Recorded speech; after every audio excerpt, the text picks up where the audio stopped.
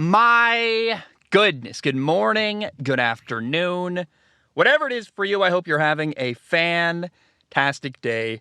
My name is Zach Schomler. This is Strong Opinion Sports, episode 515. If you're watching on video, I just turned my phone on Do Not Disturb mode. Welcome in. The canopy is behind me. It's amazing. I'm so happy. It's a day I've waited for a long time. We got a lot to catch up on in the sports world today. I'm recording again tonight, like the weekend preview, talking about Thursday Night Football, but I want to catch up on last week. I want to start, though, first, and you can skip ahead. If you hate when I talk about myself, go ahead, skip ahead. And I do feel like I've been making too many personal statements recently. This one, though, hopefully the last one, maybe like for months and months, but it's a very important one because I had a kind of a realization, like, oh, I do need to talk about that. My biggest fear in the world is that people think I'm lazy or don't care about the quality of Strong Opinion Sports. And it could not be further from the truth. I sleep very little. This is my passion. It's my favorite thing in the world. Even if I didn't know, let's be clear, I would make Strong Opinion Sports if no one watched and it made no money. Like, I just love doing it. It's my favorite thing on the planet. And what I'm about to say to you, I do not say it because I want pity. In fact, I absolutely hate when people give me pity or feel bad for me. I chose everything I'm dealing with. And I was faced with a choice in like March where I'm like, okay, I need to save money. I either need to like rent a room somewhere or maybe I could live in a vehicle. And I'm like, how can I live cheaply? Oh, well, either renting a room sounds kind of horrible. Like I'd be stuck in one place. I wouldn't be mobile. I couldn't go on adventures. I'm like, I'd rather live in a vehicle. That's the choice I made. And I think it's a genius choice. In fact, I think sometimes like creative, fun stuff comes out of desperation. But it's been a desperate time. And I would hate for people to have the wrong impression of me because I haven't been as transparent as I could have been. And I was talking to someone yesterday and they're like, dude, you need to be more honest about like what's going on in your life and what's happening. And I think it's probably obvious, but I don't know. I'm struggling with money, like big time. And I'm in survival mode. I'm doing my very best. I don't need anything from the audience other than to understand why I'm recording on a Thursday, why I've had to get a second job for a while, why I drive for DoorDash so much. It's been a crazy weekend. I finally got my canopy. That's a huge victory. I'm so excited. But emotionally, like I'm so tired. I'm so like, the last year of my life has been the only other time in my life I would compare it to is when my brother killed himself, totally honest. And this might have been harder. This has been more sustained stress. I've had more bad weeks in my life in the last year than the rest of my life combined. A year ago today, I was engaged to be married, and I had to call that off. I had to leave Hawaii, the place that is my favorite place on the planet. I live in a truck now, and it's been a dramatic series of turns and changes. And basically that's set on because I just wasn't making enough money. I'm like, I gotta make a change. And I just want you to understand, like, why. Hey, why the heck is Zach recording about last weekend on Thursday morning? Because I had to drive for DoorDash to afford my canopy. Like, my canopy was months late, but the other problem in the background was when it gets here, I got to find a way to pay for it. And I've had to drive for DoorDash like 12-hour days, like all night. I drove till 6 a.m. one time. Like, it's been really tough, and I'm battling back. And I think everybody goes through really hard stuff. And again, I'm not a victim, man. Like, I chose to deal with all these problems. I could have just rented a room somewhere in Nebraska and said, I'm stuck here. I'm not moving. And I was like, no, I want to try to do something mobile and be around. And it's caused all kinds of problems. I've had to spend a lot of money on rent while I'm waiting for my canopy. It's been a disaster, frankly. And I'm doing the best I can, honestly. And I've been trying to make it happen for months. And I just want to say, like, I'm rooting for you as a human being. And I would hate for you to have the wrong impression of me, that I'm lazy and I don't care.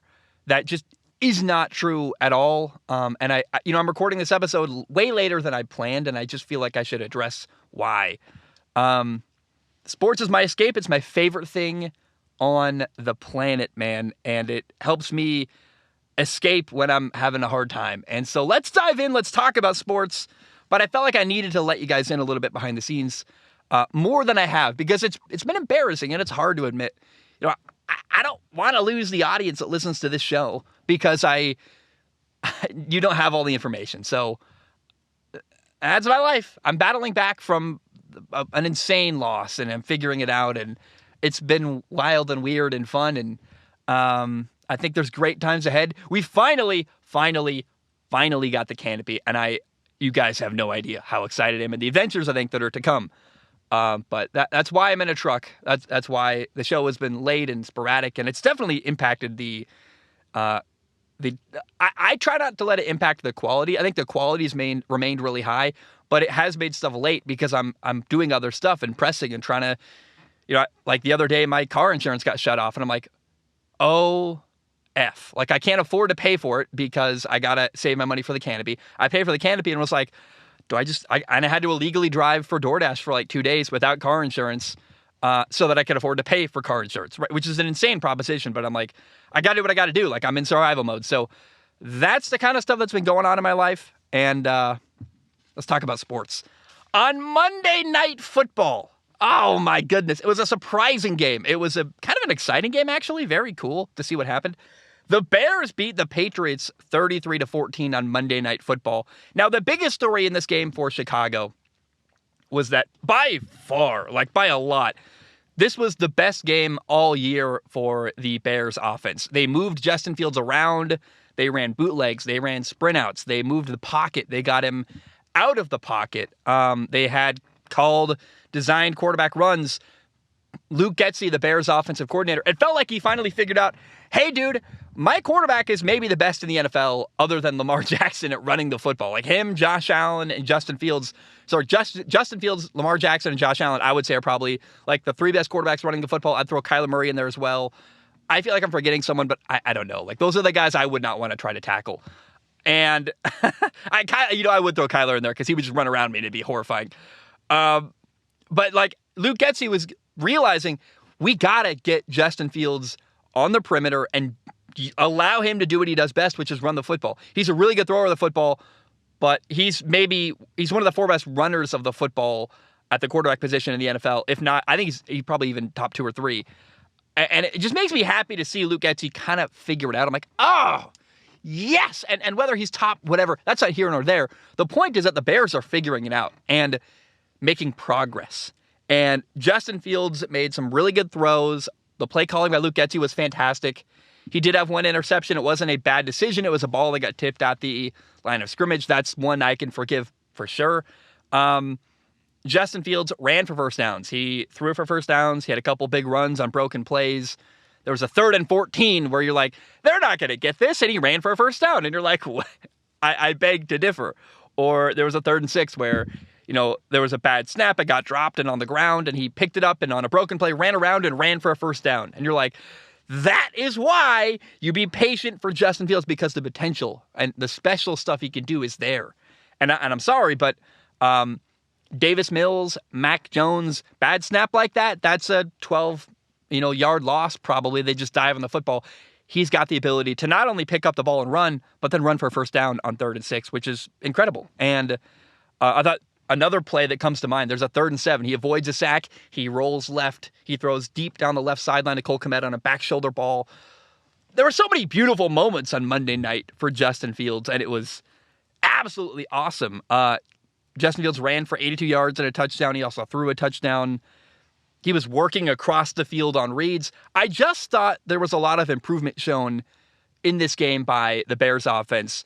The Bears scored on 5 drives in a row, and like the overall takeaway from Monday Night Football is that Justin Fields is making progress, and so was the Bears offense. Luke Getsy appears to be learning how to call plays that fit to his quarterback, and hallelujah, I am so glad to see that because I want to see Justin Fields work, and I don't think Luke Getsy is a dumb guy, and I'm glad to see him finally, I think, start to take advantage of what Justin Fields is special at, which is running the football.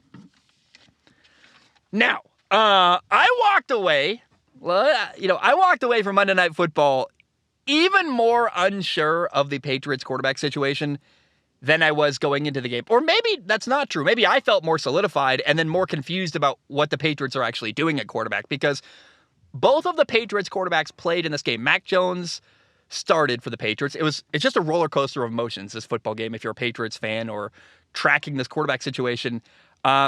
Mac Jones started. He got 3 drives. The first 2 were 3 and outs, so 2 punts. And then on the 3rd drive, Mac Jones threw a really bad interception where he forced the throw into coverage. There's like some minor debate on Reddit here and there. Like, did the ball hit the ESPN Skycam wire? Even if it did, like, let's say it did hit the Skycam wire. It was a bad decision. It wasn't open. It was a terrible throw. It shouldn't have been made. He should have thrown the ball out of bounds, obviously, and, it lived to see another down.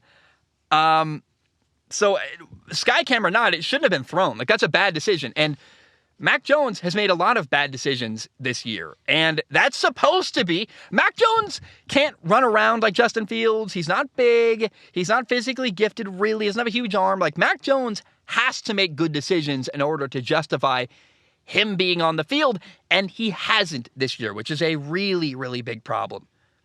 So then, when the Patriots are down 10-0, they put Bailey Zappi into the game. 3 drives in. Let's put in Bailey Zappi, see what happens. And the crowd is chanting, and it's fun, and it's Zappi hour. And immediately, Bailey Zappi led 2 touchdown drives and gave the Patriots a 14-10 lead. And the stadium was rocking, man. Like, the best moment was he had a sweet pass down the left sideline to Devontae Parker for a big completion. And highlight of the game, if you're a Patriots fan, like, the stadium had, I can't imagine how it felt to be there for people because it was crazy. And here is why I am confused walking away from this game. I thought Bailey Zappi looked like a better quarterback than Mac Jones, and I felt that way pretty much every time I've watched them play this year. Still, for some reason, Mac Jones is going to start against the Jets this coming weekend. I actually think the Jets should be the favorite in this game, which is going to be kind of fun and exciting. This week in practice, Mac Jones took 90% of the first-team reps. At least that was on Wednesday. And, the kind of talk with the Patriots, they're blaming Mac coming out of the game on his injury, not on the situation down 10-0, not on 2 3-and-outs and a bad interception. And I just, if Mac Jones was too injured to play, he shouldn't have played in this game. I don't know what, you had Bailey Zappi, who was 2-0. Why did you start Mac Jones at all? It made no sense to me why Mac Jones played in this game, to be totally honest, if he's not healthy. And then if he's bad, can we own that he got benched? But now he's back? So, like, what's happening? I don't understand. And yes, you can argue Bailey Zappi finished the game with 2 interceptions. But the first one got tipped at the line of scrimmage. That was not his fault. And interception number 2 came on 4th down when they were losing 33-14 with 3 minutes left in the game. And yeah, he forced the throw into coverage with pressure in his face, but like, it's 4th down. You can't take a sack on 4th down at the end of the game like that. You got to throw the ball downfield. It got picked off. It's unfortunate. But like, again, you can't take a sack on 4th and 2 with 3 minutes left when you're down 33-10. You got to try to make a play downfield somehow. So like, I just don't know that you can blame the interception and say, Bailey Zappi's terrible because he had 2 picks. Like, I look at Mac Jones.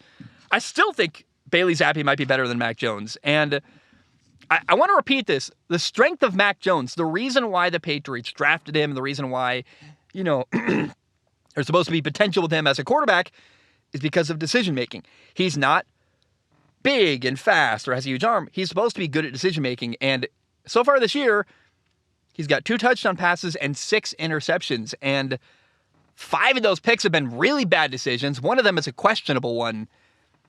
Bailey Zappi has 3 interceptions this year.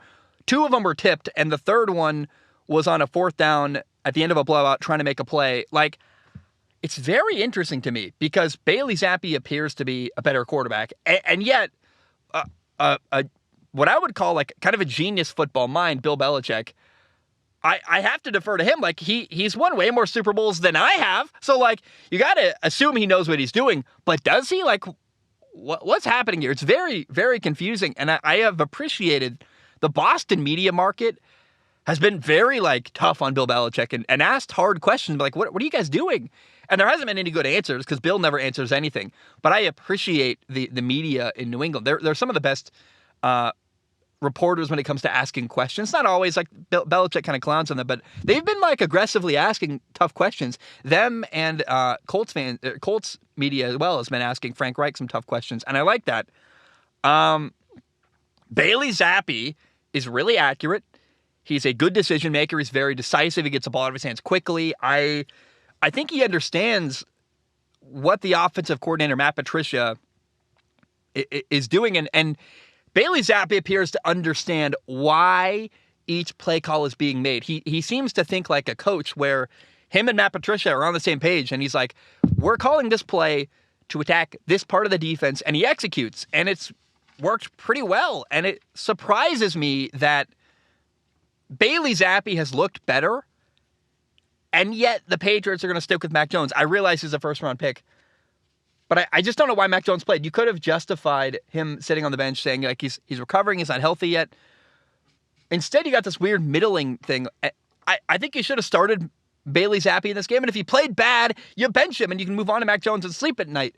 Instead, they created a controversy because they started Mac Jones unnecessarily, and he played bad, and then they took him out. Like, that's like an unforced error that I don't understand, and Belichick can do whatever he wants. He doesn't have to answer to the fan base, let's be clear.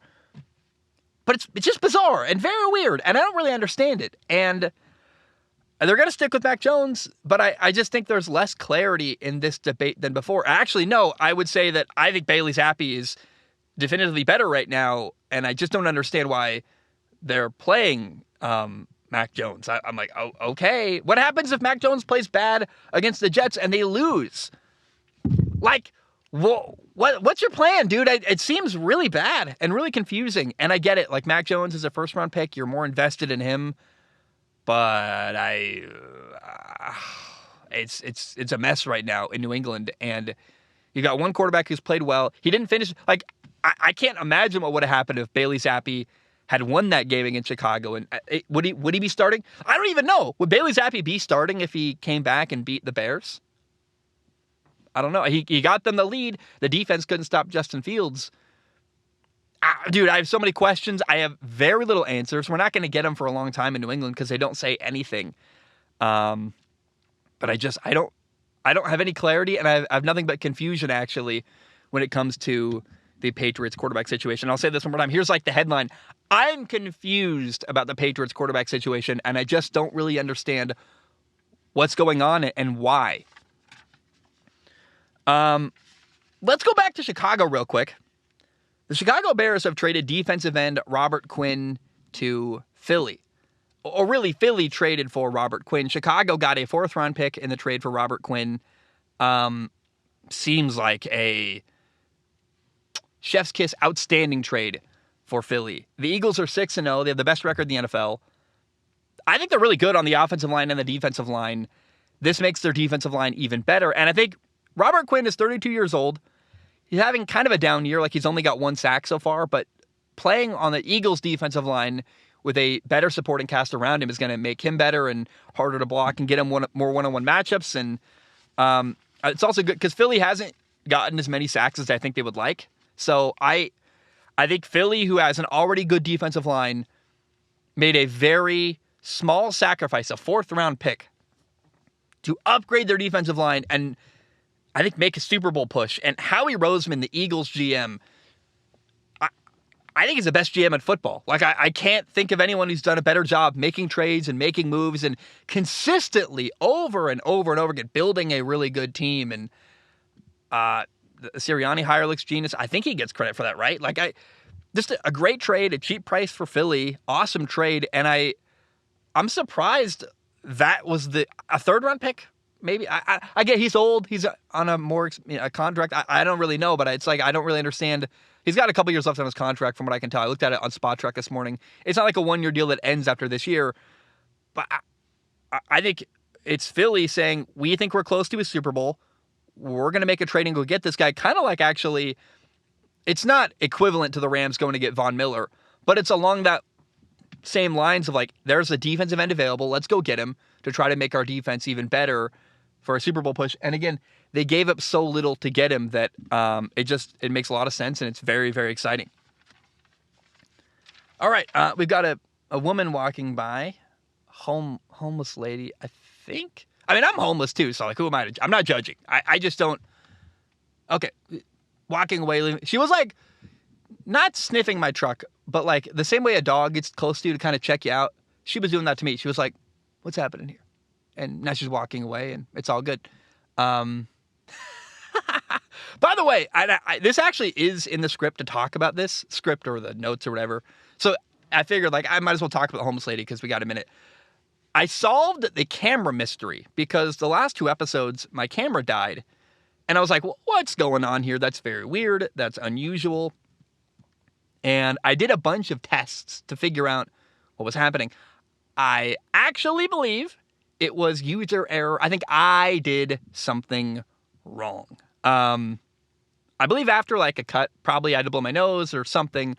You know, I had a little clicker here, a remote for my camera.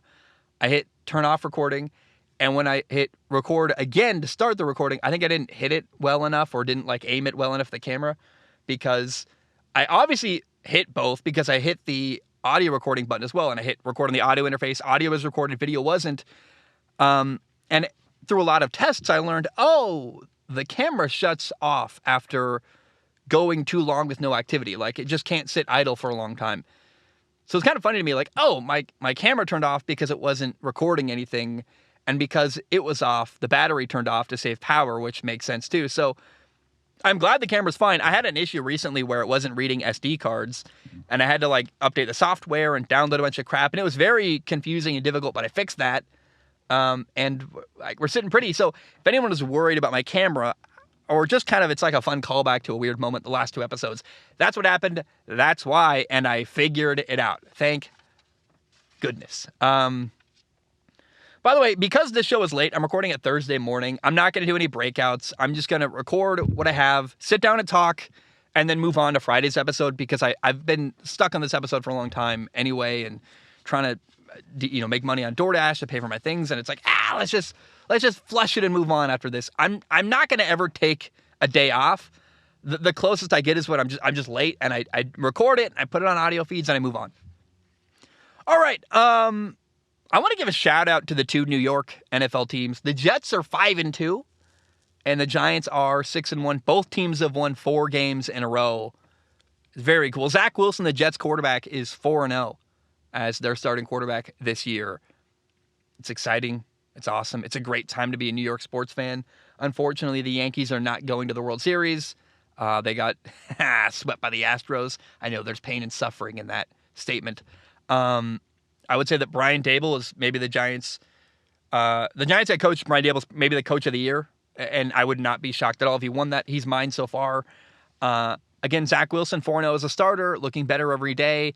He's still in the window of patience. He's only in year 2, but I think he's making progress. Zach Wilson, right on schedule, getting better and better every time I watch him, and it's exciting. And New York football teams, man, 4 games in a row. Both teams have a great record, and I think they're both second in their division, which is just a testament to how good Philly is and how good, the Bills are. Now, the Cowboys beat the Lions this past weekend. Dak Prescott came back from an injury. It was his first game back. I thought he was great against Detroit. The Cowboys won 24-6. Dak was 19 for 25 passing, 207 yards, 1 touchdown pass. He played a clean, efficient football game. I thought, Detroit is now 1-5. They have arguably the worst defense in the NFL. I just want to acknowledge it was a perfect time for Dak Prescott to return. You're coming off of a loss to Philly. You're 4-1 with Cooper Rush, so you're needed, and then you're coming back against a bad defense, and you can kind of ease back into things against a team that's struggling. And Dak played really well, and I'm interested in the Dallas Cowboys because their defense is incredible, and they're fighting right there for that division. They're not, I think, as far off of Philly as their loss with Cooper Rush would suggest. They need run support for their defense, and I hope that Dak Prescott can do that as he returns. The Green Bay Packers are in trouble. The Packers are 3-4 right now. They've lost 4 games in a row. They lost to the Giants, the Jets. Now, they lost to Washington and a backup quarterback, Taylor Heineke. The Packers are down bad right now. It's not good at all. This weekend, the Packers play Buffalo. And I think they're probably going to fall to 3-5. I'm suddenly very self-conscious. Did they actually lose 4 games in a row? My notes have 3 games, but I wrote 4 in a row. Is that accurate? Packers schedule. Let's find out. I thought for some reason they lost 4 in a row, but that can't be true. Is it really? No, they lost to... Oh, man. This is a mess. What? Why does... if you look up the Packers' schedule, it includes the preseason, which is so unhelpful because that's not the real. Like, I don't care about the preseason. I can't differentiate enough. So, they lost week 1 to Minnesota. They've lost 3 games in a row. They beat Chicago, Tampa, and the Patriots in overtime. But they lost to the Giants, Jets, Washington, and I think the Packers are about to lose their 4th game in a row. Maybe that's what my thought process was on my notes. I think they're going to fall to the Jets and go to 3-5 because their lack of a receiver is not good. They're struggling on offense. Their defense is kind of mid. And Buffalo is a juggernaut, man. I would be shocked if the Packers beat Buffalo on the road at Buffalo this weekend. And in fact, I kind of expect it to be a blowout, kind of an ugly game, which the Packers in the regular season have never, ever lost more than 4 games under Matt LaFleur. They've won 13 games every year of his career as a head coach there in Green Bay. If the Packers lose this week, Sunday Night Football in Buffalo, it's going to be mathematically impossible for them to win 13 games, which is like it's a milestone at least.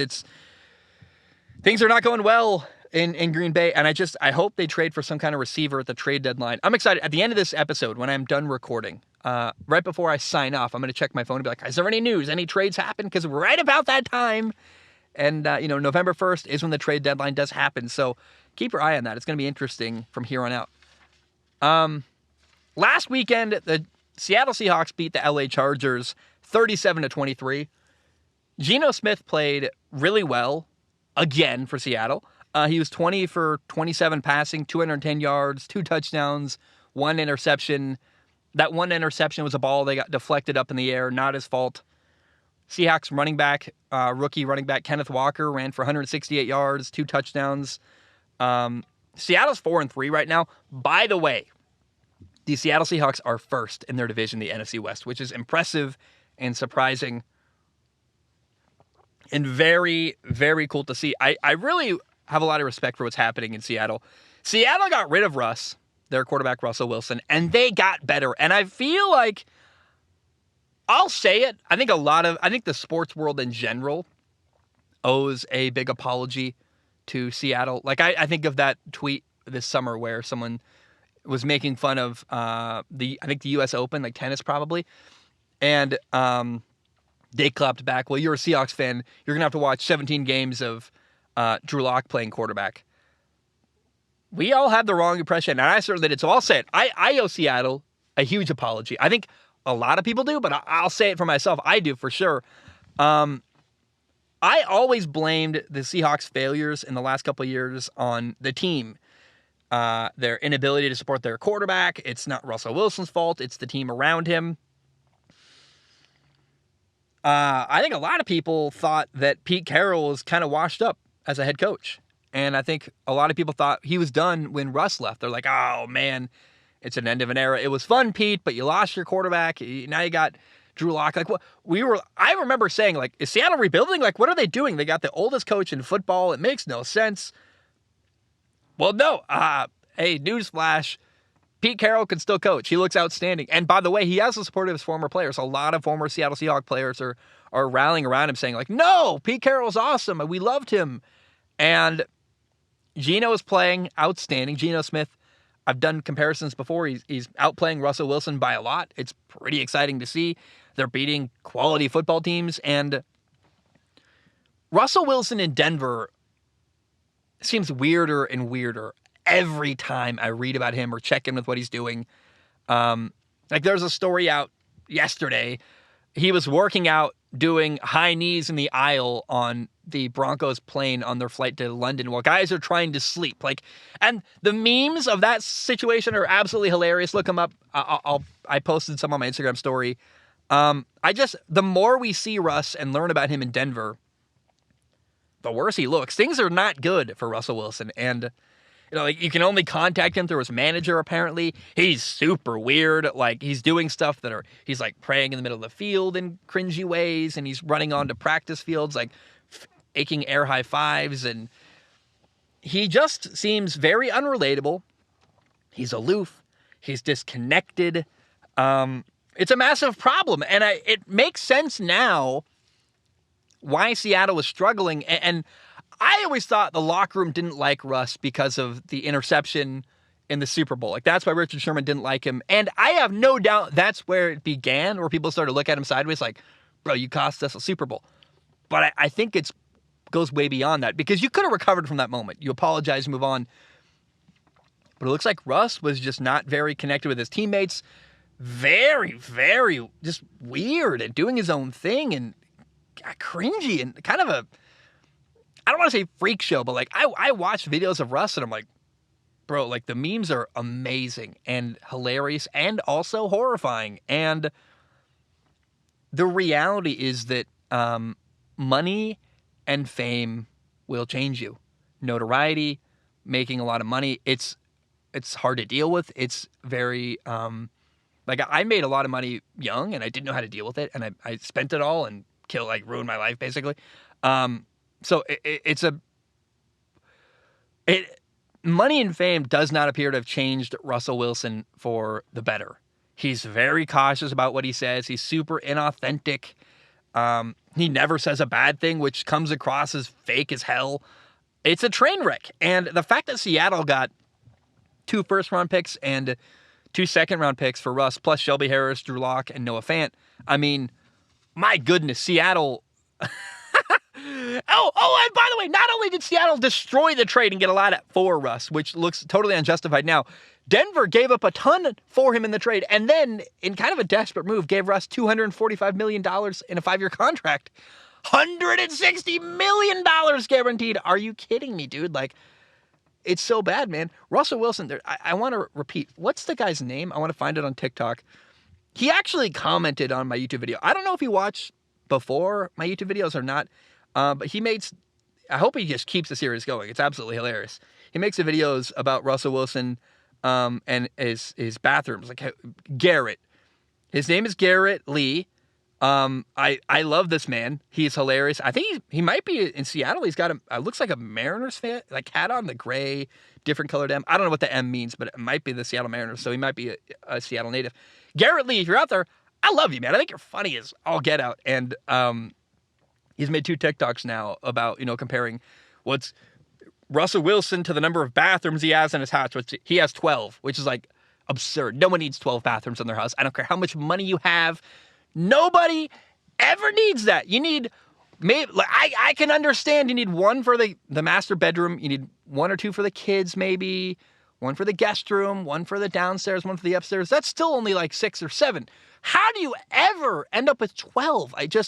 I know his wife is a pop star and they're living in probably just the biggest mansion ever, but like,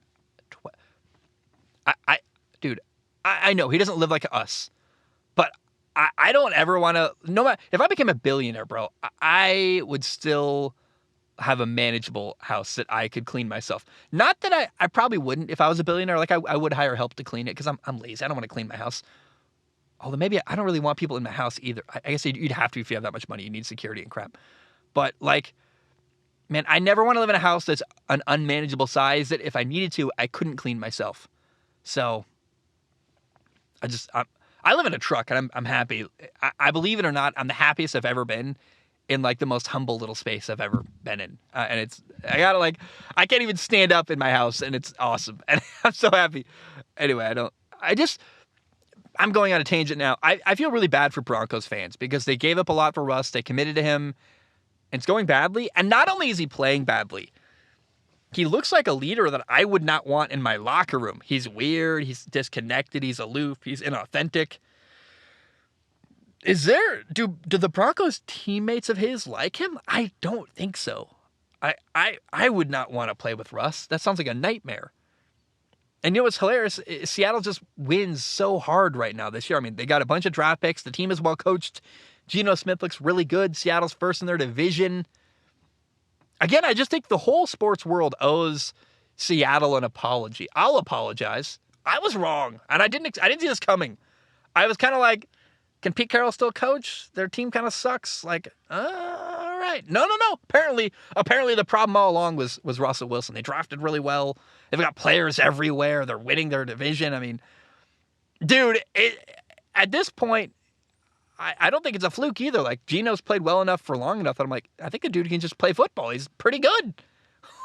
which I could have never expected. Very happy to say that and see that. And oh my goodness, man! Seattle, Russ, Denver. I think that's the most maybe entertaining storyline of the year is Seattle doing well, Denver doing bad, and Russ being just a complete cringy disaster. And the memes that have been produced about Russell Wilson, thank the Lord for the internet. It's been so much fun to watch what's going on. And maybe I should do a segment like my favorite Russell Wilson memes. That might be the move. That'd be kind of fun to work on this weekend and put into next week's show. That's a fun little idea right there. No, let's talk about LA. The LA Chargers are 4-3. They just lost to Seattle. That's a big blow. I was hoping for Denver's sake, not like I have anything in Seattle, but Denver, not for Seattle's sake, but I was for LA. Excuse me. To be 5-2 going into your bye week would be a pretty incredible recovery after a really ugly start to the year and dealing with a lot of injuries. So, LA is heading into their bye week, but they've got more injuries. Receiver Mike Williams got hurt. He's going to miss time. Corner J.C. Jackson just ruptured his patella tendon. He's out for the year. Keenan Allen is hurt. Rashawn Slater and Joey Bosa are on the injured reserve. The Chargers are dealing with injuries like crazy, and it's been a really disappointing year all around. And I just think if LA doesn't play well after the bye week, it's a possibility. I don't know if LA is notoriously kind of a cheap franchise and they don't like making changes, so maybe they won't fire their head coach. But if the Chargers don't play better after the bye week, there is at least an opportunity, I hate the word opportunity there.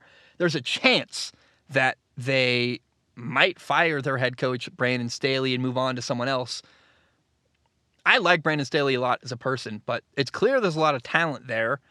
And when they're not dominating, it feels like that talent is being mismanaged by the coaching staff there because you got this incredible quarterback, Justin Herbert. Guys are getting hurt. You can't blame the coaches for injuries necessarily, but man, if this team doesn't win this year, they probably might be justified to move on. They would be justified to move on to get a new head coach. Would they? I don't know. But can you imagine Sean Payton coaching Justin Herbert in LA? Like, get Justin Herbert Eric Bieniemy from Kansas City maybe calling him plays. Like, I don't know, but some exciting stuff going on in my head. And I wonder if Eric Bieniemy is finally going to get hired out of Kansas City this offseason, because if I'm Carolina, I'm giving a hard look at Eric Bieniemy. And I've got a topic for the next episode tomorrow about Carolina and my new theory on why they fired their head coach. It's actually not about Eric Bieniemy, but that kind of, I think there's something there and some connective tissue there. And I think it's a high likelihood that LA, I don't know if it's a high likelihood because I don't trust that LA's ownership will fire someone and move on when they still owe them money, because I think they're really stingy and cheap. But I think LA would be justified at minimum if they fired Brandon Staley if they don't play well after their bye week this year. All right, I need to blow my nose. Give me 1 second. I'm going to cut and I'll be right back. And hopefully this time I start the camera again so it doesn't die and we get like 5 minutes of me talking on a black screen because I only have audio and no video. All right, we are back. I want to let you know I'm going to Seattle this next week. If anyone wants to, I don't know, play catch or say hello, I'll be in the Seattle area. I move out of the house I'm in on the 31st on Halloween into my truck officially for the first time. My girlfriend is going up to Seattle for a work trip and was like, "You want to come?" And I'm like, "I got nowhere else to be. Like, I'm homeless, so I'll sleep in that bed because that's more comfortable than sleeping in my truck." And my new policy, I think, is going to be if I ever get a real bed, I'll take that over the foam mattress that's going to be in the back of my truck. So I'll be up in the Seattle area. If anyone wants to connect, hit me up. I'll just be driving around doing DoorDashes and recording podcasts and hanging out. So, hey, hit me up. I'd love to connect if anyone wants to. Let's talk about Monday Night Football. On Monday Night Football, the Miami Dolphins beat the Pittsburgh Steelers 16-10. It was kind of an ugly game. Nobody scored in the second half. Steelers rookie quarterback Kenny Pickett threw 3 interceptions in the game. I'm going to continue to preach that he just needs to be given patience. Allow him time to get better and develop. He's a rookie. Now, Kenny Pickett has 7 interceptions this year on the season.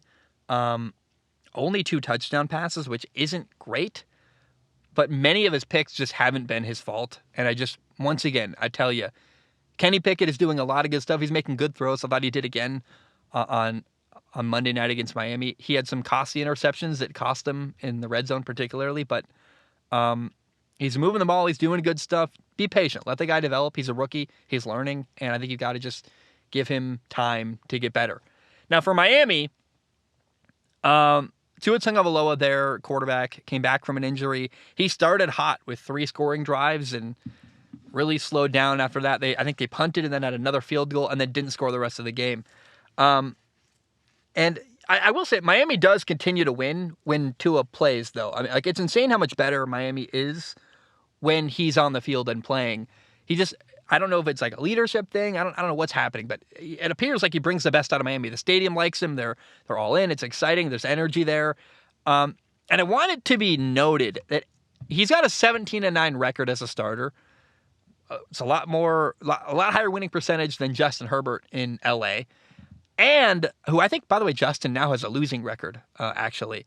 But also, every time Tua's played a full game this year, Miami's won. They lost to Cincinnati when he got hurt and left the game early. But when Tua's played an entire game this year, Miami's actually 4-0. So whatever you want to do with that information, I think it means that Miami with Tua is a better team, just point blank. I mean, they've had Skylar Thompson, they had Teddy Bridgewater, they've had opportunities to show other quarterbacks can play in that offense, and it hasn't really happened. Like, Tua is the best guy they have, bar none, and that's interesting to me.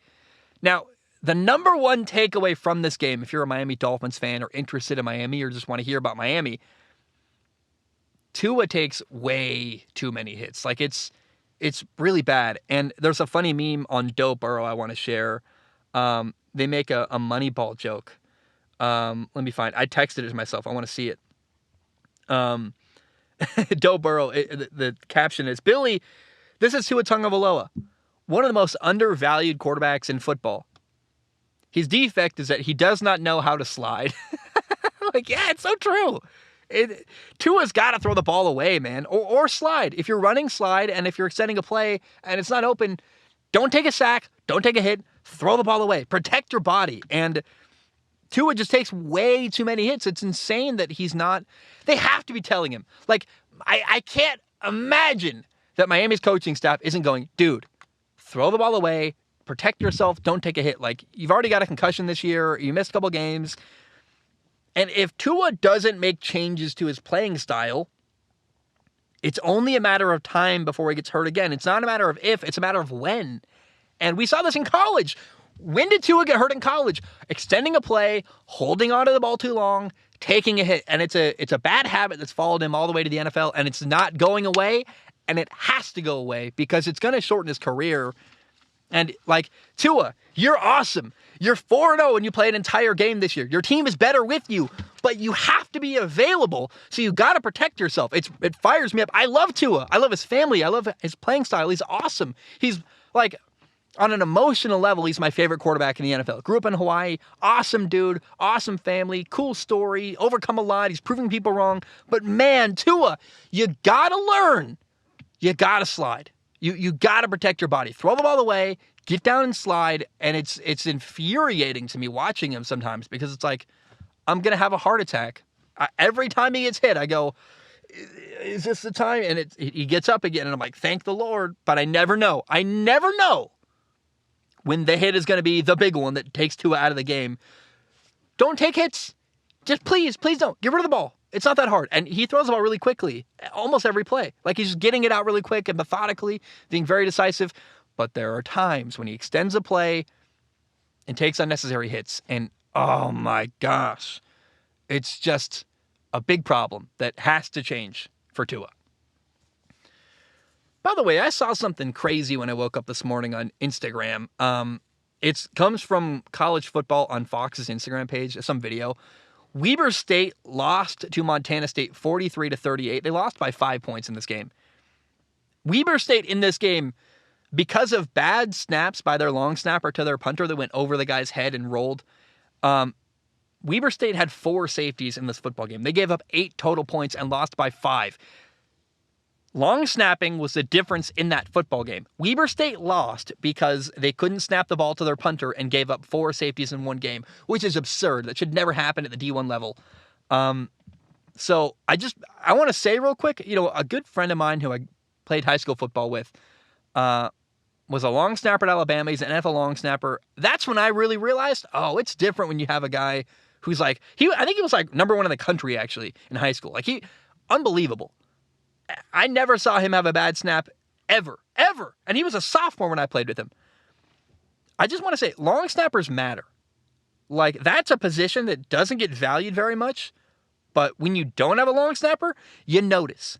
And you lose a game by 5 points with 8 points given up through safeties because your long snapper can't get the ball to the punter. It matters. And hey, if you're a kid out there who's not the biggest, not the best athlete, or maybe just doesn't want to get hit a lot, dude, just get really good at long snapping. You'll have a role in football because it's clear, like, you want a free scholarship?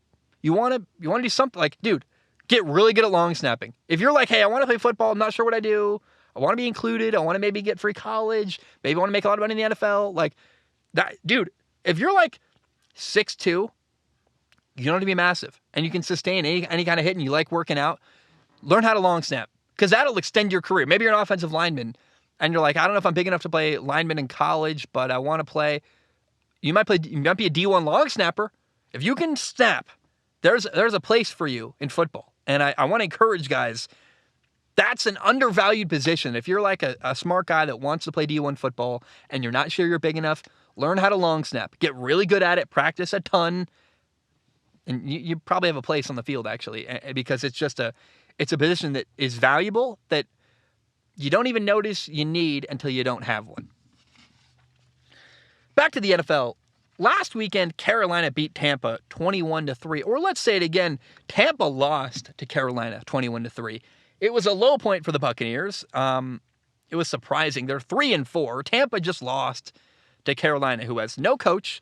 They started a third-string quarterback, P.J. Walker, in this game. If you're a Tampa fan, I got no problem with you panicking and freaking out because things are bad. They play again tonight on Thursday Night Football. We'll see what happens, but this game on Sunday was like the lowest point of the year so far for Tampa. It's pretty wild. The Panthers' offense actually looked pretty good in this game. They put P.J. Walker at quarterback. They traded away Christian McCaffrey. Who would have thought your third-string quarterback, no Christian McCaffrey, and the offense got better. But I love seeing P.J. Walker do well. He was the former XFL MVP. He had 2 touchdown passes, 0 turnovers. And I remember this, during the preseason, Carolina had 4 quarterbacks on their roster. They had Sam Darnold, Baker Mayfield. They added a rookie, Matt Corral. Baker and Matt Corral weren't going anywhere because they're the 2 new guys. Like, they're going to make the roster for sure. Sam Darnold's getting paid. He's going to make the roster. And I was worried that maybe Carolina wasn't going to keep P.J. Walker on the field because he's the odd man out. And then Matt Corral got hurt and made that decision easy, so they ended up keeping P.J. Walker on the roster. P.J. Walker, at minimum, at least, is a really good backup. I think he's kind of right on the cusp of, like, he's Taylor Heineke level, where he's like, he can play, he can win a little bit. He's not amazing. He's probably not your franchise quarterback, but, dude, he's like a perfect backup. He can definitely play and play well. And I'm glad to see the guy doing well. Now, at 3-4, Tampa somehow still leads their division, the NFC South, because the whole division is struggling. But Tampa, they're in a bad spot. And, this is going to come out on Thursday. Tonight is Thursday Night Football. The Ravens play at Tampa. The Ravens are 4-3. They're first in the AFC North. Tampa's 3-4. Tampa's got to play well, man. They need to win here because 3-5 would be a really ugly start for them. Sunday against Carolina was ugly too, but it's feeling like time to get desperate if you're a Tampa Bay Buccaneers fan because you got Tom Brady, you got a lot of talent. You lost Bruce Arians.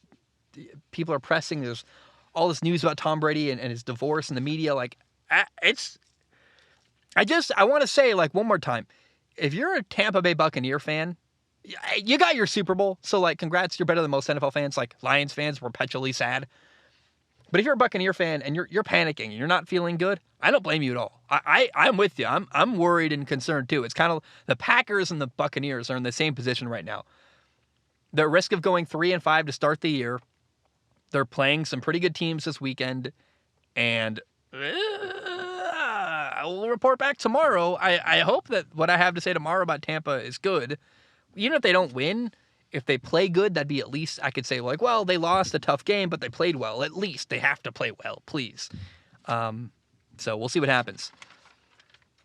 Now, here is some of the, I don't know if it's the most crazy stuff, but it's one of the most, to me, most interesting things that happened in the last week in the NFL. Last weekend, the Colts lost to the Tennessee Titans 19-10. Tennessee's now swept Indy for the second year in a row. The Colts are now 3-1 on the year. Matt Ryan had 2 interceptions. They happened on back-to-back drives. One of them was a pick six. On the year, Matt Ryan has 9 touchdown passes and 9 interceptions. And apparently, Matt Ryan has been benched. He is a little bit banged up. He's questionable whether he'll be available to play on Sunday anyway. Like, will he suit up? We don't really know. Probably not. He's listed as third string right now on the Colts website. But Matt Ryan, and it's been announced, this is a permanent decision. Not like for one game. No, like for the rest of the year. Matt Ryan's out, and Sam Ehlinger is the starting quarterback for the rest of the year, which is very bizarre because they're not going to their second-string quarterback, Nick Foles. No. They are going all the way back to their third-string quarterback, Sam Ehlinger, which is just bizarre. Like, you don't normally skip your starting quarterback, your second-string quarterback, all the way to the third-string quarterback. So what's happening here? Because Indy head coach Frank Reich had a hard time explaining that to the media. When they asked him, like, what are you guys doing? He didn't really have a good answer. He got kind of mad and wasn't happy about it. I can explain it. Frank Reich is a head coach who's at risk of getting fired, who has to do whatever the owner wants because he's on the chopping block. He has no really leg to stand on. Is that what's the term? Got no something to stand on. I don't even know. I think it's leg, but we'll see. Someone will comment the right thing. Anyway, here's what happened. I believe the Colts owner, Jim Irsay, ordered that, hey, it's my team. It's my money. I'm paying for the guy. Play the quarterback I want, and I want you to play Sam Ehlinger for the rest of the year, effective immediately. And basically, the Colts are tanking in a very way you can. They're just going to play a bad quarterback, I think. Now, maybe the young guy is good. We'll find out if Sam Ehlinger can play. He's in his second year. We have some common ground. His brother died too. I really, that was a sad story last year. So I find myself rooting for Sam Ehlinger, and I have an open mind. He was awesome at Texas. He's a great leader. He's a high character guy. I would love to see Sam Ehlinger do well and prove he's a franchise quarterback. And it does make sense to play him instead of Nick Foles because if he's good, you got an awesome young quarterback. If he's bad, you lose a lot of games and can draft a better quarterback next year. I don't know what you gain from playing Nick Foles because, you play a mediocre quarterback who's maybe okay. It doesn't benefit you any to play Nick Foles. So I understand why Sam Ehlinger was made the starting quarterback and not Nick Foles. But it is curious and it's worth acknowledging. And it's also just another new quarterback in Indy. Almost every year, week one, they've had a new quarterback, and it's been this ongoing problem. They just can't find a sustaining guy to play quarterback for them, and they don't have a franchise quarterback. And at this point, I would argue it's toxic. The situation with their owner, Jim Irsay basically ran Carson Wentz out of town. They're like, I don't want this guy, get him out of here. I don't know that I would want to be the head coach in Indy right now, given all that's going on. And I just, it's a very curious, very bizarre situation in Indy.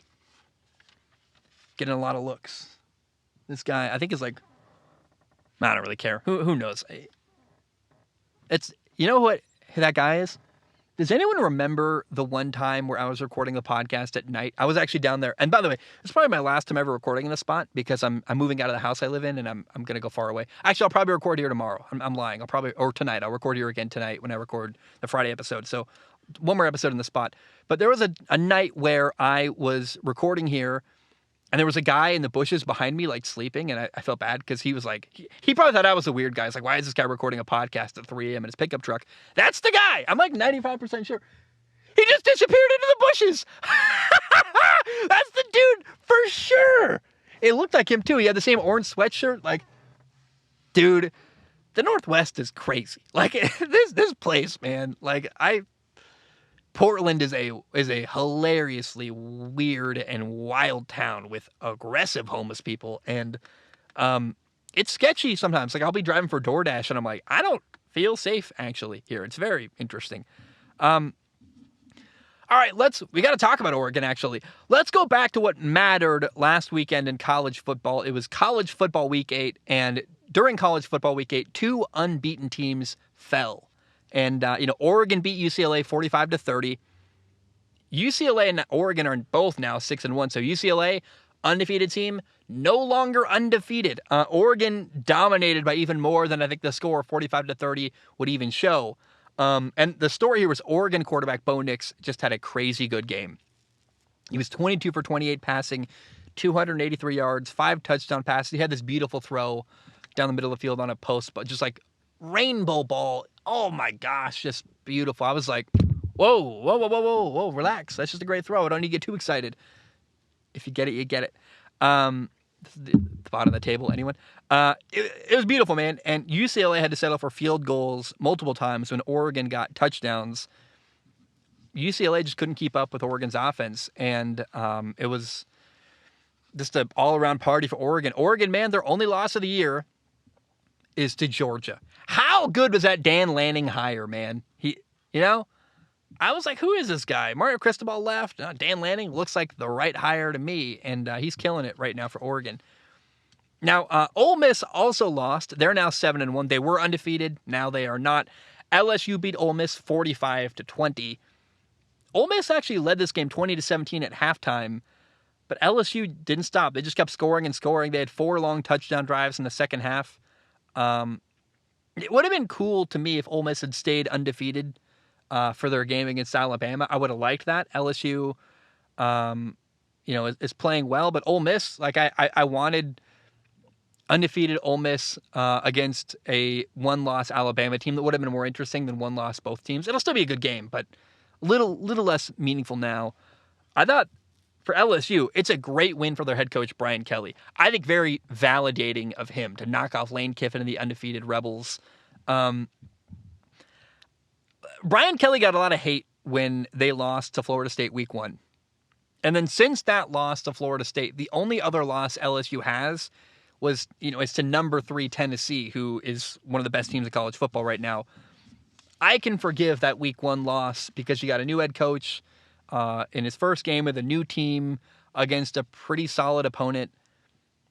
LSU, they're 6-2. They got 2 losses that I'm not too worried about. Like, I think they're justifiable and okay. Jaden Daniels, their quarterback, is playing awesome at LSU. He's putting really good stuff on tape, man. He's the leading rusher for LSU. He's throwing, he's running. Jaden Daniels is so much better off at LSU than he was when he was at Arizona State, man. Like, he's just really put himself in a position to, I don't know if he's a first-round quarterback or not, but he's definitely going to go to the NFL with a higher draft pick now than if he'd stayed at Arizona State with Herm Edwards and that mess and disaster. And, I mean, he's gone now, but you know what I mean? Like, it wouldn't have worked out well for him, and he's much better off at LSU. Clemson beat Syracuse 27-21. They were both undefeated going in. Clemson remains undefeated at 8-0, but Clemson barely survived, man. DJ Uiagalelei had a bad game. DJ, the quarterback for Clemson, had 2 interceptions.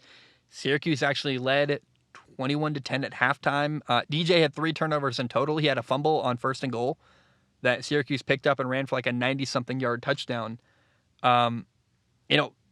When Clemson was down 21-10 in the third quarter, they ended up putting in their true freshman quarterback, Cade Klubnik, and benching DJ. And Cade Klubnik saved them. He brought them back and led them to a comeback win. Clemson doesn't play this weekend. They've got a bye week. So I don't really know what's going to happen with their quarterback situation. I would imagine DJ's done.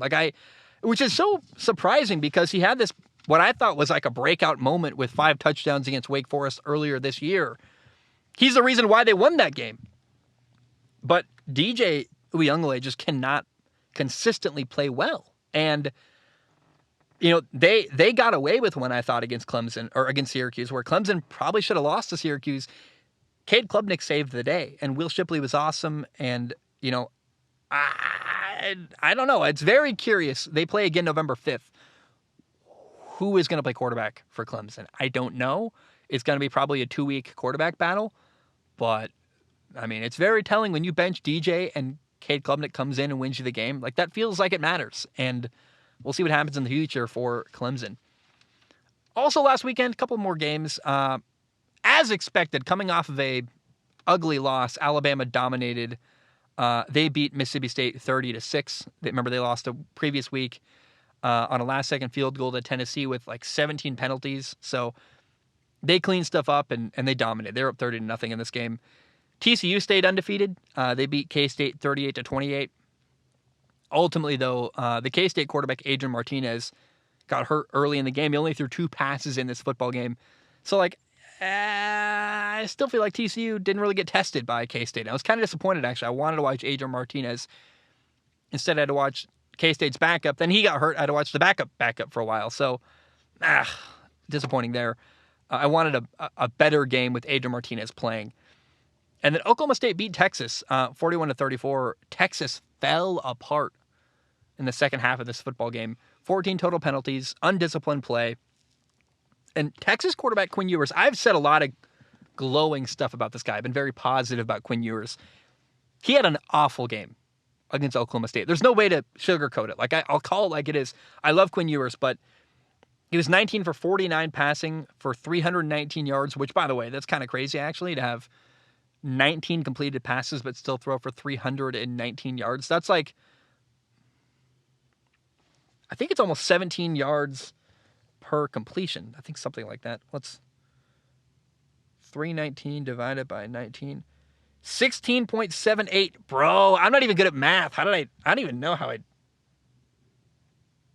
I do it? That's kind of a guess. Well, yeah, pretty much accurate, actually. Anyway, Quinn Ewers threw for 2 touchdowns, but 3 interceptions. It was really ugly. And Quinn Ewers, man, I don't know. Just not a good performance at all. And I hope he bounces back, and I'll still watch him. He's fun to watch, but you got to call it like you see it. And last week, Texas against Oklahoma State, that was really, really bad and really, really ugly. The rankings today in college football, number 7.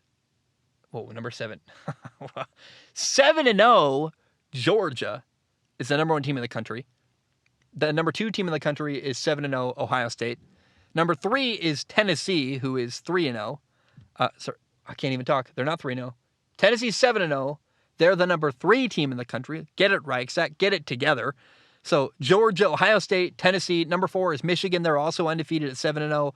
Number 5 in the nation is Clemson. They're 8-0. Number 6 in the nation is Alabama. They're a 1-loss team, 7-1.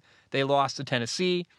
The number 7 team in the country is TCU. They're undefeated at 7-0. The number 8 team in the country is Oregon. They're 6-1. Number 9 is Oklahoma State. They are 6-1. And number 10 is 6-1 USC. So the only undefeated teams left in college football, TCU, Clemson, Michigan, Tennessee, Ohio State, and Georgia. 2 of those are going to be solved at some point because Michigan plays Ohio State on the road at Ohio State on November 26th, and Tennessee plays at Georgia on November 5th in 2 weeks from now. So they're not all going to be undefeated. In fact, at some point soon, we're going to have probably 4 undefeated teams, Georgia, Ohio State, Clemson, and TCU if they can stay undefeated. So that could be your college football playoff. I don't know who gets in, a 1-loss SEC team or TCU. Right. The voters do not appear to really respect TCU's undefeated record so far. So keep your eye on that one. But we might have figured out our 4 college football playoff teams. We'll see, though. Michigan might beat Ohio State. Maybe.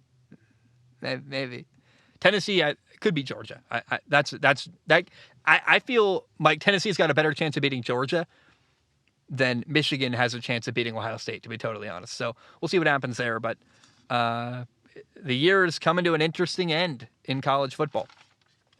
I stopped recording, and then I realized, I forgot to do an important segment, which is to check the news and be like, hey, have any trades happened in the NFL world? So far, we know about the Robert Quinn trade. There are new renderings of the Bills Stadium, which are, I don't really care that much, but it's out there, I guess. But the big one is that the Kansas City Chiefs have traded a conditional 3rd-round pick and a 6th-round pick for Giants wide receiver Kadarius Toney, which is interesting. It hasn't worked with Kadarius Toney. He's been interesting and fine in New York, but I would imagine Kansas City is going to get a lot out of Kadarius Toney. He's a former 1st-round pick. He's an exciting player, a lot of talent, and I am very, very interested to see what happened. I think he might work out quite well. He's just, I don't know. I think the rich got richer here with this move, and I'm very, very interested. I don't really know why the Giants got rid of him and didn't try to make it work a little more. He's a former 1st-round pick, and the Giants just didn't seem to want to fit him into their offense. I don't quite understand why there wasn't more of an approach to make it work with him. At least it appeared from the outside looking in like they weren't desperately trying to build around this guy, which is fine. They got an offensive system, but I would imagine Kansas City is going to find a lot of creative, interesting ways to use him. He's a former 1st-round pick. He's really talented. He's had some trouble with drops here and there, but to give up a 3rd-round pick and a 6th-round pick for Kadarius Toney, the potential is really high. And I just think that he's a player with a lot of potential going to a place, Kansas City, that gets a lot out of their players. They maximize their potential. And I think Patrick Mahomes playing with, Kadarius Toney playing with Patrick Mahomes and Andy Reid designing stuff for him, it's a dangerous, scary thought. And I think Kadarius Toney might have kind of a breakout little run here in Kansas City with the Chiefs and Patrick Mahomes. I think that's all the news, guys. I looked at what I could. That's really it. Nothing else is broken today. I'm recording again tonight, so we'll be fine. I guess, Andy Dalton is starting against the Raiders for the Saints, which is just a weird, tiring thing. Jameis Winston, I gave up on the guy a while ago. There's a reason for that. There's not much else NFL news going on right now yet. We're getting close to the trade deadline. We'll see if any really happened. I remember last year was kind of deflating and nothing that exciting happened, so we'll see. But those are all of the headlines by the end of the time recording here. And if there's any more news, I'll cover it on the next episode. I want to briefly end the show with Formula One. It wasn't a very exciting race. We're also very late. It's Thursday. Race happened on Sunday. But the U.S. Grand Prix in Austin, Texas, it was fine. Not a bad race. Not a great one. Granted, I had a lot going on in my life. I thought we got really lucky, actually, in this race because Max Verstappen had a really slow pit stop. So Max didn't win easily. He had a huge lead, but then was stationary in the pit lane for over 11 seconds on a pit stop. So there was drama because it meant he had to... he fell way back in the pack and had to pass people, and he didn't pass Lewis for first until there was a couple laps to go. So that was some fun drama. My dream that will never happen. But if I had a genie, one of my wishes would, if I had a sports genie, it would grant me 3 wishes. One of them would be to see Max Verstappen race Lewis Hamilton, probably multiple times with the same car. What would happen if it was purely about their ability and not about the car? Because Max passed Lewis so easily, had better tires, a faster car. It wasn't really a competition there. On lap 1, really turn 1, George Russell collided with Carlos Sainz. Carlos Sainz had to retire. George Russell got a 5-second time penalty. So Carlos Sainz didn't finish the race. The top 10 finishes in this race are number 1, Max Verstappen, number 2, Lewis Hamilton. Rounding out the podium was number 3, Charles Leclerc. In 4th was Sergio Perez. In 5th was George Russell with that 5-second time penalty he had to serve during the race in pit lane. Lando Norris got 6th for McLaren. Number 7 was Sebastian Vettel. He reached, by the way, 3,500 laps total, leading career-wise in Formula One. In 8th, you had Kevin Magnussen for Haas. 9th was Yuki Tsunoda for AlphaTauri. And number 10 was Esteban Ocon, or 10th was Esteban Ocon for Alpine. Red Bull secured the Constructors' World title in this race, the U.S. Grand Prix. So they've got a double world title for Red Bull. Max won the driver's title. The team won the Constructors' Championship. There are 3 races left: Mexico City, Brazil, and Abu Dhabi. Right now, Ferrari's in second in Formula One with 469 points. Mercedes is in third with 416 points. That's a 53-point gap. So if Ferrari has problems and a couple DNFs, Mercedes could actually get back in this race and compete with Ferrari, but it's not that close. The battle for fourth is really interesting in Formula One. Alpine's in fourth with 144 points. 6 points behind them with a really small gap is McLaren with 138 points. They're hanging around there very close. And then in the drivers' battle, the battle for second is really, really close and really, really interesting. Charles Leclerc has 267 points. Sergio Perez is in third with 265 points. That's a 2-point difference, 3 races to go. Who's going to get second in Formula One? It's very interesting. It's actually very exciting to me. I'm like, I got something to watch for, which I love. And the battle for fourth is somewhat in the mix. George Russell has 218 points. Carlos Sainz has 202 points now after retiring early and not finishing. And in sixth place is Lewis Hamilton with 198 points. So say what you want about, I don't think it was intentional, but George Russell, that time penalty was worth it because you gained a lot of ground and actually passed, I don't know, did he pass Carlos Sainz here? I don't actually know, but the gap now is widened between George Russell and Carlos Sainz. I don't know what they were before the race, but I know now George has a 16-point lead over Carlos Sainz for fourth in the Formula One world title race right now, and it was helped by the fact that Carlos didn't get any points in Austin, Texas. The drivers' battle right now, I think, is the most interesting thing in Formula One. Perez versus Leclerc, they're 2 points apart. But also that team battle, Alpine against McLaren, 6 points differentiate them. I think there's still reasons to watch the last 3 races in Formula One, and those are them right there. The battle for fourth in the constructors, the battle for second in the drivers, like that's some interesting, fun drama that I'm excited to watch play out. And I am always looking for reasons to care, and those are reasons I'm excited to watch the rest of the year in Formula One. Guys, my name is Zach Schaumler. Thank you so very much for tuning in. I hope that my diatribe at the beginning wasn't too discouraging or emotionally draining or something people don't want to listen to. I love you, man. I really appreciate you. I'll see you, man. I'm awake. Going to upload this. Going to upload the next episode is actually Schaumler Talking is recorded and ready to go. So going to upload stuff today. Going to write about sports. Going to watch Thursday Night Football. Record again.